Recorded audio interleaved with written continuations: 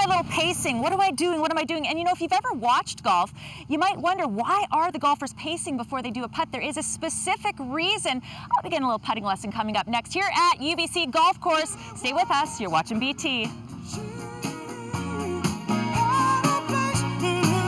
There is going to be a putting contest component of the big tournament that they have here. And by the way, the Seahawks doing a big regional tour to kind of support the fans that are out here in Canada. So let's talk putting now. I know, Demand, that we see people pacing all the time, and I always just thought it's because they're really thinking about what kind of shot they're going to do when it comes to putting. I think actually they are. However, they're also, you know, gauging the distance from the hole to where the ball is, and also feeling the, you know, the ground, the distance, the stroke they're going to make, that kind of stuff. So what's the relationship to the walking?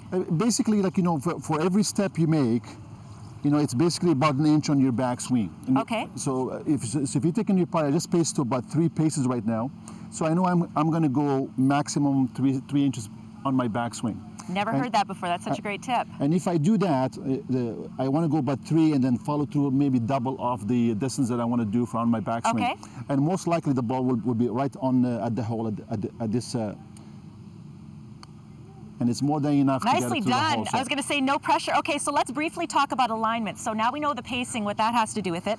As far as where I'm standing, how should I be The alignment is very simple. You know, you utilize the ball to your advantage. Every manufacturer has brand name on the ball. Okay. So what do you want to do? You want to align the ball, right, the logo all the way at the hole, straight away, and then have a quick look from the back. Then you can see the line very, like, if it's aimed directly at the hole. Okay. Set up to the hole.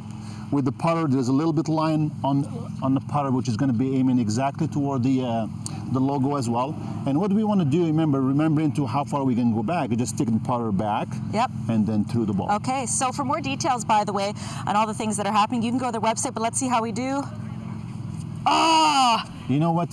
If, you know, this takes a little bit more work, but, you know, for your first one, it was awesome. I know I saw you earlier, you made your first one. There you go. Nothing but a cheerleader. Speaking of which, we'll have some Seattle Seahawks cheerleaders coming by a little bit later there, Riaz and Jody. So, yeah, lots of fun here this morning. We'll chat with some of the Seahawks coming up in the next segment. Here for the big tournament, the Seattle Seahawks are in town, or a few of them are anyways. So we are here at University Golf Club. Coming up after the break, we will chat with Doug Baldwin and Red Bryant about why they're here, the season that was, and just chat with the guys just a little bit. Stay with us. You're watching BT.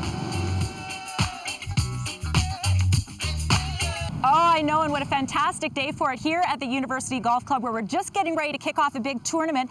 And it's really been a great tour for people like Doug Baldwin. First of all, thanks for getting up early for us this morning. Of course, I'm glad to be here. You guys had a real busy weekend. You were spending lots of time with fans, playing a little, you know, flag football and all that kind of stuff as well, right? Yes, ma'am. We were enjoying ourselves out there yesterday. Excellent. Now, of course, you're a receiver with the Seattle Seahawks.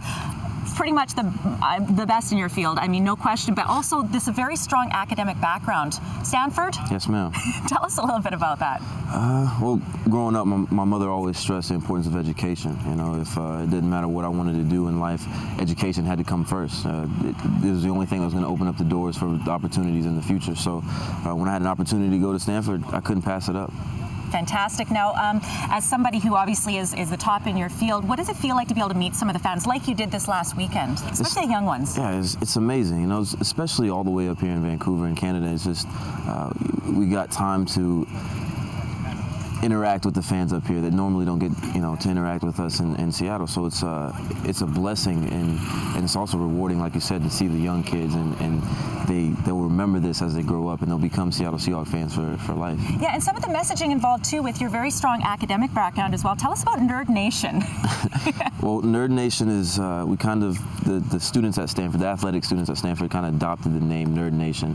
You know, we have been called nerds all our lives, and now that we've adopted it, it's kind of a family embrace. So you know, we just want to say that being a nerd is not a bad thing. You know, you can be athletic, smart, and be successful all the same. So with this tour that you're doing, it's a 12-man tour, and so from here you're going to actually be going to Victoria as well. What kinds of things will you be doing? Because we do have some fans out in Victoria as well. Yeah, definitely doing the same thing, just interacting with the fans. You know, their excitement for the season only allows us to get more excited as players. So it's it's going to be awesome for us to just go out there and talk to them, interact with them, and just have fun. And for anyone that's watching right now, especially again like the young ones, do you have any advice for them if they're looking for, I guess, a career maybe in professional sports? What kind of advice would you have for them? I would just give them life advice. You know, especially football. Sports in general is just, it's about getting knocked down and then having the ability to get back up. You know, you're never going to always be successful. You're never always going to be accomplish the goals that you set out to accomplish, but eventually, if you keep working hard at it, you'll become successful. And you know, that's just what life is about. Fantastic. Well, thank you very much, and have fun at the golf tournament. We're going to have these guys stick around as well. Red Bryant will be sticking around as well. Lots more coming up on the show. And for more details for all our Victoria people that watch BT on what they're doing, you can go to their website. We've got the lovely and talented Courtney. We've got Jessica. We've got Jackie. And we've got Zoe, and they, in addition to a number of Seahawks, will be here at the University Golf Club for a golf tournament, Jody and Riaz. Coming up after 8:30, we'll be having a little chit-chat with Red Bryant as well. So lots of fun here at the University Golf Club. One more cheer for the guys. There we go. Jody and Riaz, back to you. We got to get you some pom-poms. Oh, hello. And hello yeah, just there. doing a little golfing. Oh, just with Doug Baldwin, you know, just hanging out. Going from a receiver to almost a pro golfer. No, not quite. Not quite. Of course, we're here for this big golf tournament that's happening with the Seattle Seahawks, part of your Pacific tour. Do you get a chance to play much golf? No, not at all. This will be my first time ever, actually.